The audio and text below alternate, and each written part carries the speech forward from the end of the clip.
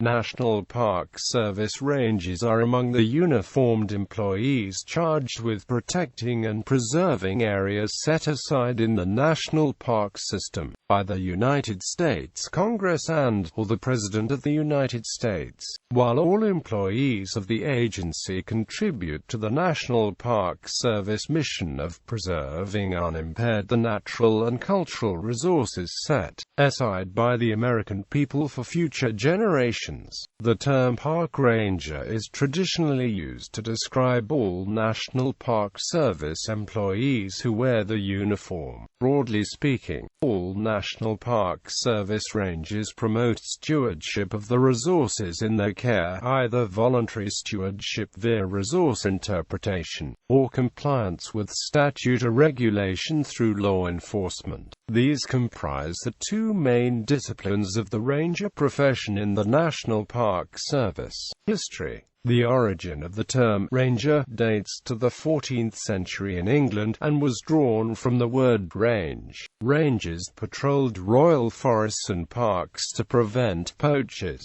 from hunting game belonging to the Crown. The title ranger, in the modern sense, was first applied to a reorganization of the fire warden force in the Adirondack Park, after 1899 when fires burned 80,000 acres in the park. The name was taken from Rogers Rangers, a small force famous for the woodcraft that fought in the area during the French and Indian War beginning in 1755. The term was then adopted by the National Park Service.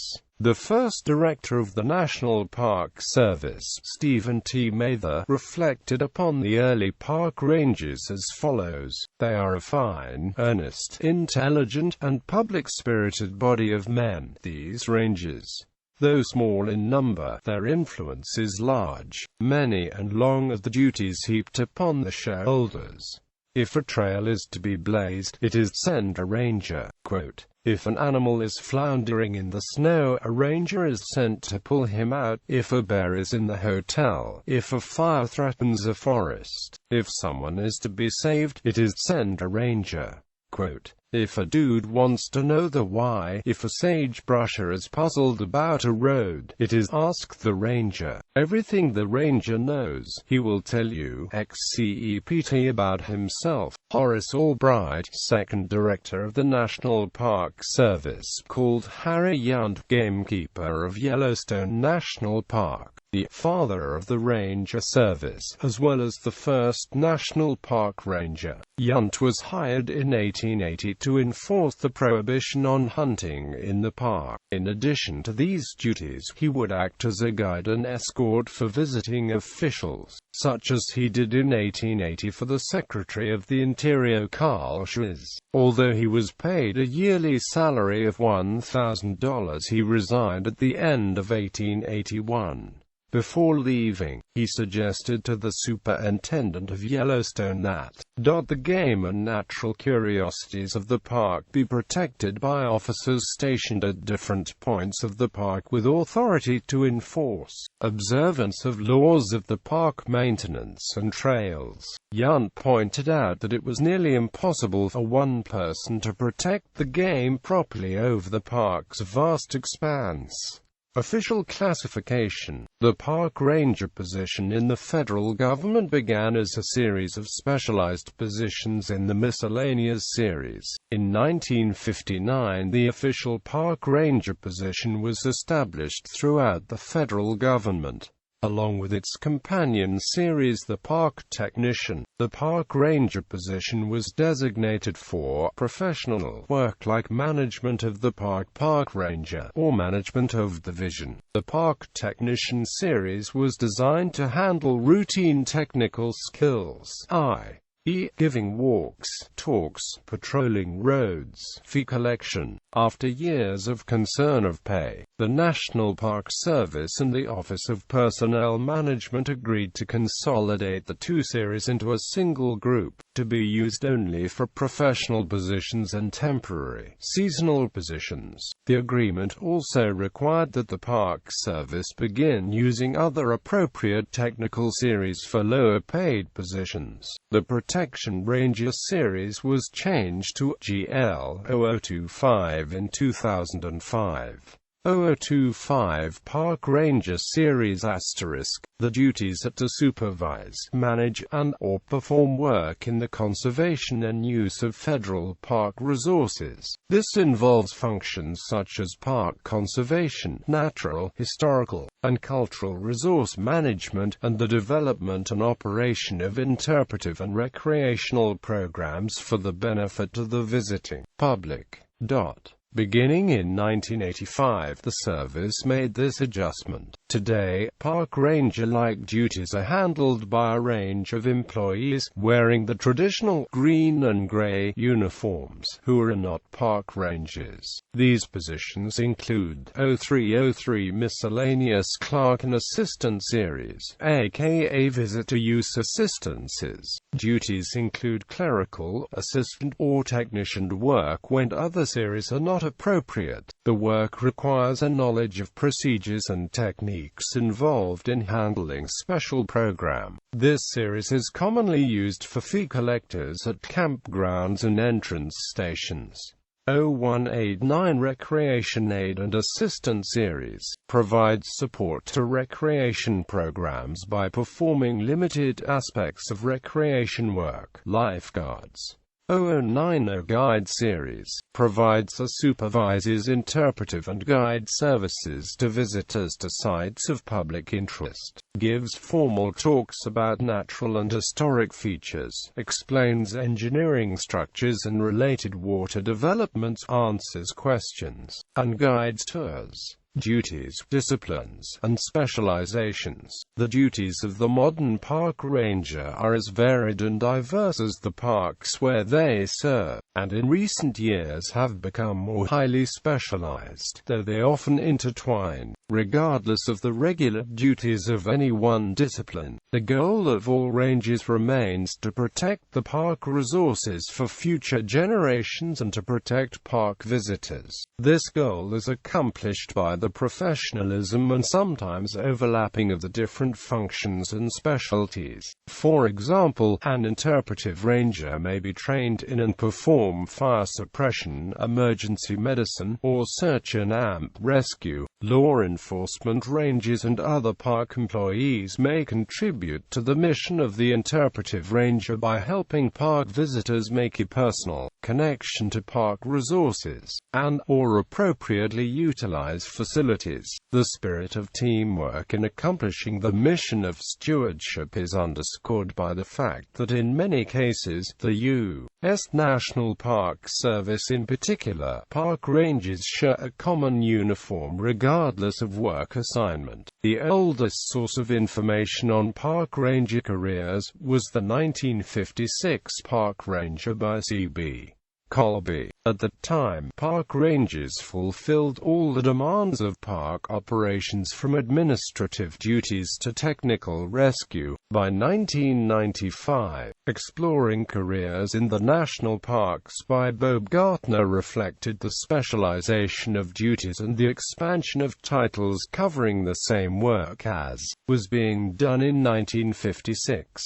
In the 21st century, Live the Adventure showed the park ranger profession was only becoming more complex. The Federal Office of Personnel Management sums up the diversity of the official Park Ranger series of professional white-collar occupational groups as follows. This series covers positions the duties of which are to supervise, manage, and/or perform work in the conservation and use of federal park resources. This involves functions such as park conservation, natural, historical, and cultural resource management, and the development and operation of interpretive and recreational programs for the benefit of the visiting public. Duties characteristically include assignments such as forest and structural fire control, protection of property from natural or visitor-related depredation, dissemination to visitors of general, historical, or scientific information, folk art and craft demonstration, control of traffic and visitor use of facilities, enforcement of laws and regulations, investigation of violations, complaints, trespass, encroachment and accidents, search and rescue missions, and management activities related to resources such as wildlife, lake shores, seashores, forests, historic buildings, battlefields, archaeological properties, and recreation areas. Interpretation and education. Interpretation. Park rangers provide a wide range of informational services to visitors. Some rangers provide practical information, such as driving directions, train timetables, weather forecasts, trip planning resources, and beyond. Rangers may provide interpretive programs to visitors intended to foster stewardship of the resources by the visitor. Interpretation in this sense includes guided tours about the park's history, ecology, both slideshows, talks, demonstrations, informal contacts, and historical reenactments. All uniformed rangers, regardless of the primary duties, are often expected to be experts on the resources in their care, whether they are natural or cultural. Education. Rangers may also engage in leading more formalized curriculum-based educational programs, meant to support and complement instruction received by visiting students in traditional academic settings. Rangers often develop education programs to help educators meet specific national and/or local standards of instruction. Cultural resource education may include access to artifacts or replicas, and natural resource education may include the taking of samples, all under the supervision of a ranger to ensure proper protection of the resources. Unlike interpretation, education programs will include the opportunity to assess learning. Law enforcement and emergency services. By the 1970s, the National Park Service recognized that in order to protect visitors and park resources effectively, the service needed professional rangers dedicated primarily to law enforcement, emergency medical services, firefighting, and search and rescue. Although some modern NPS rangers in this specialty may be primarily engaged in law enforcement duties, the many varied environments they work in may require these employees to be competent in a variety of public safety skills. Rangers who have received a law enforcement commission wear the standard NPS uniform with the Department of the Interior law enforcement badge. In larger park units, search and rescue, emergency medicine, and other functions may be a branch of the Visitor Services or Protection Division and may not require a commission. The following list describes the typical duties of a typical protection ranger. Law enforcement. Commissioned rangers are federal law enforcement officers with broad authority to enforce federal and state laws within National Park Service sites. In units of the National Park System, law enforcement rangers are the primary police agency. The National Park Service also employs special agents who conduct more complex criminal investigations.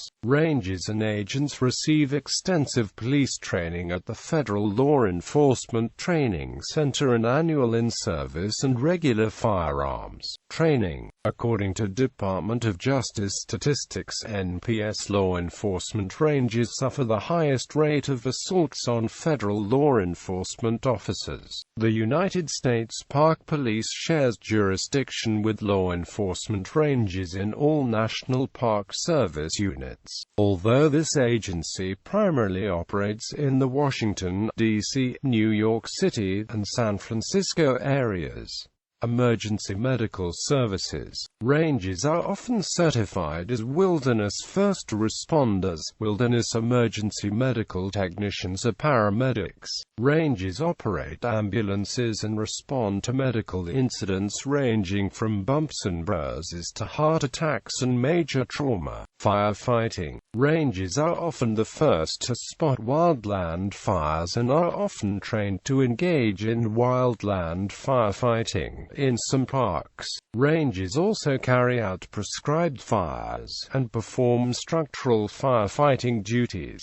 Search and rescue. The wilderness aspect of many areas of the national park system offers unique natural hazards for visitors. Search and rescue trained rangers help visitors with injuries or illnesses suffered in remote wilderness areas who become stranded in technical environments like swift water and high-angle rock. These rangers are often expert climbers, boaters, or managers of the incident command system. Searchers can range from children who wander away from visitor centers to expert climbers who suffer a major accident while climbing. Education. The United States Office of Personnel Management provides the following guidance concerning education requirements for all park rangers: undergraduate and graduate education, major study, natural resource management, natural sciences, earth sciences, history, archaeology, anthropology, park and recreation management, law enforcement, police science, social sciences, museum sciences, business administration, public administration, behavioral sciences, sociology, or other closely related subjects pertinent to the management and protection of natural and cultural resources. Coursework in fields other than those specified may be accepted if it clearly provides applicants with the background of knowledge and skills necessary for successful job performance in the position to be filled. Specialized experience may be substituted for education in some cases. Specialized education and training. In addition to traditional undergraduate and graduate coursework, the following specialized study pertain to the park ranger profession. Interpretation. In the last decades of the 20th century, the field of resource interpretation began to consciously professionalize itself. This has resulted in the early 21st century with colleges and universities offering coursework and degrees in interpretation. Law enforcement. All law enforcement officers are required to complete law enforcement training. Summer or seasonal law enforcement officers must complete an approved seasonal law enforcement training program. The SLETP program, an abbreviated law enforcement training program, was developed in 1977 to ensure that temporary park rangers have the appropriate skills and judgment to carry out law enforcement duties. SLETP-approved programs. Permanent employees are required to complete the National Park Service's curriculum at the Federal Law Enforcement Training Center in Glencoe, Georgia, where they attend a lengthy and rigorous law enforcement training program. The permanent ranger is then assigned a field training park and upon completion returns to the duty station.